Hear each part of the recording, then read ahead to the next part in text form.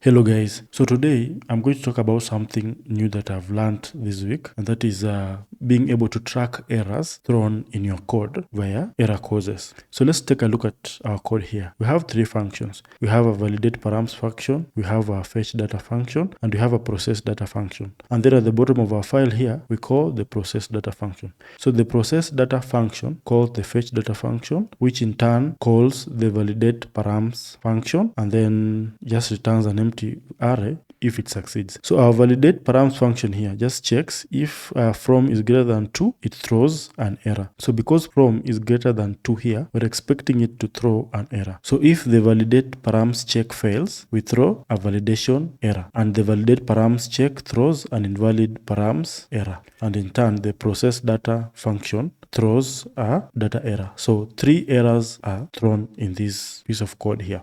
So as a start, let's try to run it and see what it does. So to run TypeScript files, we are using tsx binary here. So tsx index.ts. And then because our function fails, the final error gets thrown here, which is the data error. So let's try to break down this error. So we are calling process data here. So let's go to process data. So process data tries to call fetch data. If it fails, it throws the data error, which is the error we are seeing in our console. So let's see the fetch data function here. So the fetch data function runs validate params, and then if validate params fail, it throws. So validate params checks if from is greater than 2 and then throws an error. So because from is greater than 2 here, it throws the validation error. So 3 consecutive errors are thrown in our code here. But if we look at our console, only 1 error is seen. So just from looking at the console here, you can't determine exactly what failed in the code. The error is very vague. So we should be able to know that the validate params function here failed, and that is why our fetch data function failed, and that is why our process data function failed. So how can we make sure that errors thrown in our code are propagated throughout the functions where those errors are thrown? So one way people do this is, and I'm guilty of this too, is when you're throwing a new error, you append like the previous error into the error constructor. So we do that, we do the same for the data error, we pass down the error, and then we expect to know the cause of the error from our final try-catch block here. So let's see if